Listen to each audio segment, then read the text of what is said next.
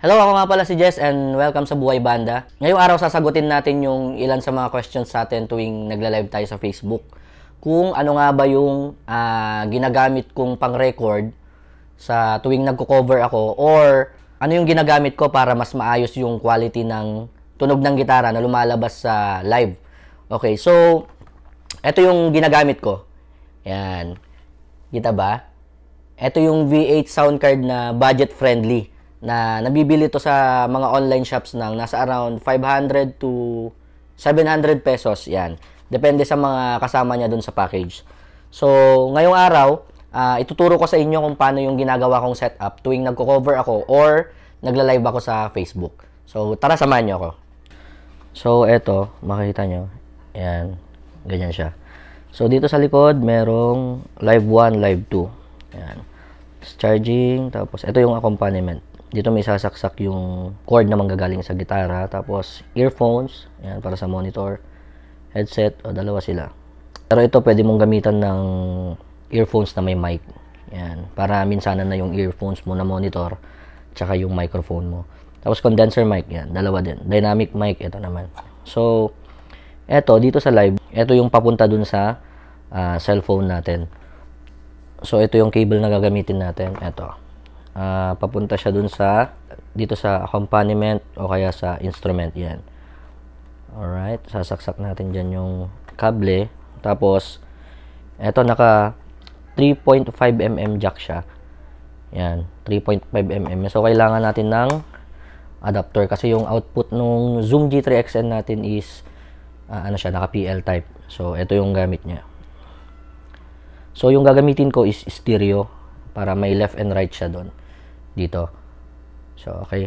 So, ilalagay lang natin siya doon sa may dulo ng 3.5mm. Yan.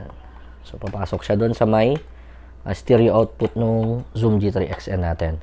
So, dito naman sa nakasulat na live, yan. Diyan naman pupunta yung isang kable. Same na kable din. Alright. Tapos ito, 3.5mm jack. Direkta na to sa cellphone. Para pag nag-video kayo, yung sound na galing dito, yun na yung papasok dun sa audio ng cellphone ninyo. Ito, pwede na siyang direkta sa mga Android na naka 3.5mm jack. Sa mga hindi naman, sa mga naka Type-C naman or sa mga naka iPhone, meron ding adapter na ginagamit dito. Papunta direkta sa cellphone. Tapos, paano yun, sir, yung mga backing tracks? Saan ilalagay yung backing tracks? Kasi iisa naman yung slot dyan. Meron siyang function na pwede siyang gamitan ng Bluetooth. So, yung backing tracks mo, pwede mong i-play dito. Tapos, kontrolin mo na lang dun sa cellphone mo o kaya laptop mo yung volume ng backing tracks mo. Tapos, dito mo naman makokontrol sa multi-effects yung volume output ng gitara mo. Tapos, ito yung overall naman na parang pinaka-master volume niya. So, ito papunta sa cellphone. Ito naman papunta dun sa pedal natin.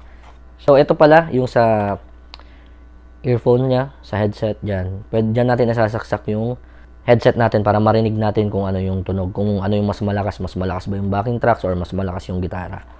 And one reason din pala kung bakit ako gumagamit ng V8 sound card is walang built-in na interface tong multi-effects ko. So, kailangan ko nito para yung output niya is mabalance, hindi siya sabog. Okay. So, may mga multi-effects din na may built-in ano na sila, audio interface. Kaya pag direktang sinaksak sa cellphone or sa recording software, sa computer, is malinaw na yung tunog. So, yung sa akin, wala kasi siyang built-in interface, kaya gagamit ako ng V8 sound card. Unlike sa mga bago ngayon na mga products na multi-effects, like Tank G, meron na silang built-in na interface dun sa multi-effects mismo. Kaya hindi na nila kailangan gumamit ng V8. Ito nga, gaya nung sinabi ko kanina, nakasaksak na yung headset.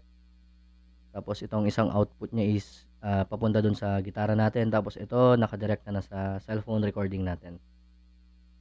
So, ito, nakasaksak na yung gitara. Ito yung tunog niya pag nakasaksak siya sa V8. Tapos papunta na rin siya sa, direkta na sa cellphone.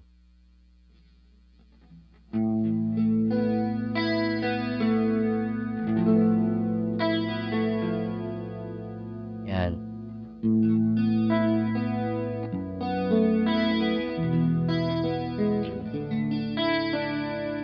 mas mas malinaw siya. Tapos, pwede mong i-connect yung cellphone mo o kaya yung laptop mo dito via Bluetooth para mag-play ka ng backing tracks para pwede kang mag-cover ng kanta. Okay? So, try natin yung distortion. Overdrive muna. Ito yung clean sound natin. Tapos, lagyan natin ng konting overdrive. Okay? So, may konting dirt lang. Tapos, try natin distortion. Babaan muna natin yung volume.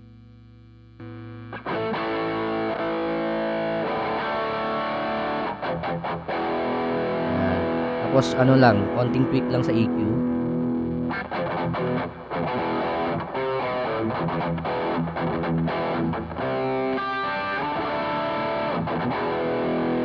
Okay? So, ganyan, mas malinaw siya. Okay, try naman natin yung ambient patch.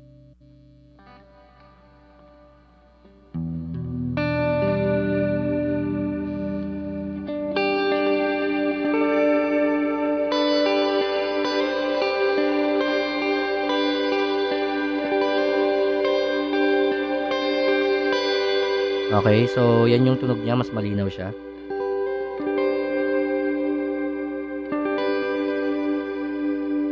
Okay, tapos pwede ka nang mag-play ng backing tracks mo diyan.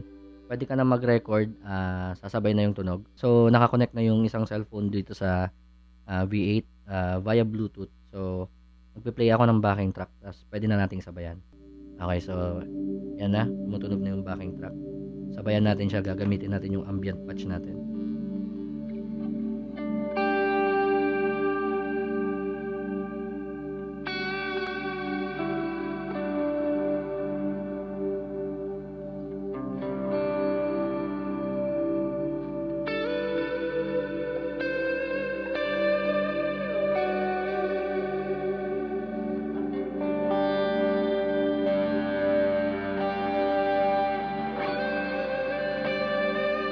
Yan, kung mas mahina yung gitara yan, pwede nating adjust dito sa main na pedal na natin.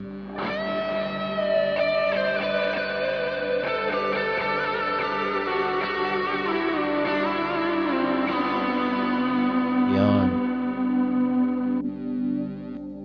Try natin chorus.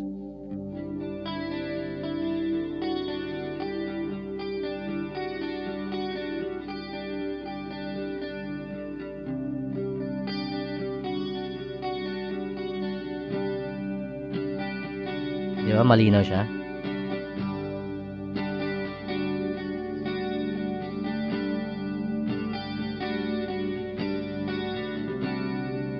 Yan.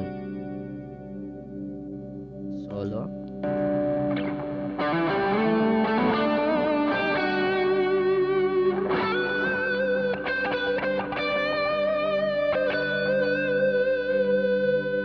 Alright. So ayun, I hope meron kayong natutunan ngayong araw. And huwag niyong kakalimutang i-follow yung page ng Buhay Banda para sa mas marami pang mga videos and tutorials na i-share natin sa mga susunod na araw. So sa mga kapwa ko musikero, lagi kong sinasabi sa inyo to, maingay man ang ating mundo, manatili tayong kalmado.